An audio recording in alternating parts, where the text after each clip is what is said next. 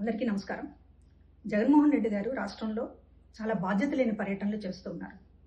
చంద్రబాబు గారు, లోకేష్ గారు, పవన్ కళ్యాణ్ గారు ఈ రకంగానే యాత్రలు చేయలేక కాదు, అడుగడుగున ఆగుతూ జనాల్ని సమీకరించుకొని వేల మంది బలం ఉంది మాకు అనేటటువంటి చెప్పుకునేటటువంటి ప్రయత్నం ప్రతి ఒక్కళ్ళు చేస్తే రాష్ట్రం ఏమైపోతుందో మనం ఊహించవచ్చు.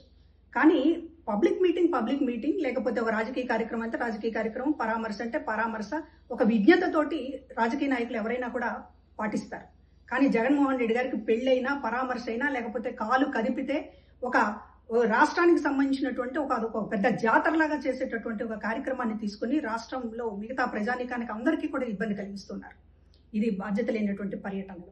మరొకటి, ఈ పర్యటనల్లో ఆయన ఏం చెప్పదలుచుకున్నారనేటటువంటిది అడుగుతున్నాం. అంబటి రాంబాబును పరామర్శించారు, జోగి రమేష్ను పరామర్శించారు. వారు మాట్లాడినటువంటి బూతులు మా పార్టీ సంస్కృతి కాదు అనేటటువంటిది ఏ రోజైనా ఒక మాట మాట్లాడారా?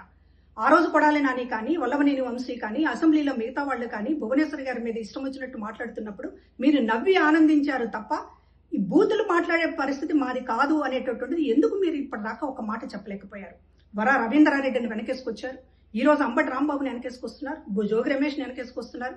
అంటే వైసీపీ పార్టీ బూతుల సంస్కృతి కలిగినటువంటి పార్టీ, సమర్థించేటటువంటి పార్టీ అని జగన్మోహన్ రెడ్డి గారు 1000కి 1,00,000 సార్లు చెప్పకనే చెప్తున్నారు.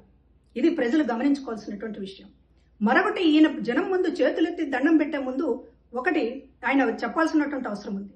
చేతులు ఎత్తి మొక్కే ముందు ఆ దేవుడి ముందు, అదేవిధంగా కోట్లాది మంది ఆంధ్ర ప్రజల ముందు తిరుమల లడ్డూ విషయంలో మీ పాలనలో ఎందుకు ప్రసాదాన్ని ఒక విష రసాయనాలతో నింపారనేటటువంటి చెప్పాల్సినటువంటి అవసరం ఉంది.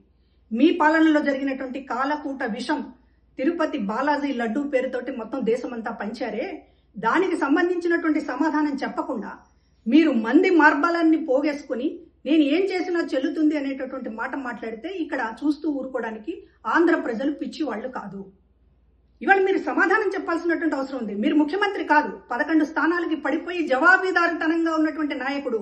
మీ పాలనలో జరిగినటువంటి పాపాల చిట్టా ఒక్కొక్కటి బయటపడుతూ ఉంటే దాని మీద ఒక్కరోజు కూడా ప్రజల ముందు మాట్లాడరు, మీడియా ముందు మాట్లాడరు. ఎదురుదాడి తప్ప ఒక్క ఆరోపణకి, ఒక్క ఆధారాలకి మీరు ఈ రోజున సమాధానం చెప్పేటటువంటి పరిస్థితి లేదు. ఇది ఏంటి? మీరు బుల్డోజ్ చేసుకుంటూ పోతారా? ప్రజల అభిప్రాయాలను బుల్డోజ్ చేసుకుంటూ పోతారా? లేకపోతే సిట్ నివేదికల్ని, సిబిఐ నివేదికల్ని అన్నింటినీ బుల్డోజ్ చేసుకుంటూ పోతారా? మీ మందబలం అనేటటువంటి దాన్ని ఏదో చూపిస్తూ మొత్తం మీ చుట్టూ కూడా ఒక భ్రమల రాజకీయాన్ని తిప్పుతా ఉన్నారు. ప్రజల ముందు మీరు ఎప్పటికప్పుడు జవాబు చెప్పాల్సినటువంటి అవసరం ఉంది. ఈ రోజు మేము అడుగుతూ ఉన్నాం, కల్తీ లడ్డు విషయం మీరు సమాధానం చెప్పండి. అదేవిధంగా బూతుల సంస్కృతి మీ పార్టీదా? చెప్పండి.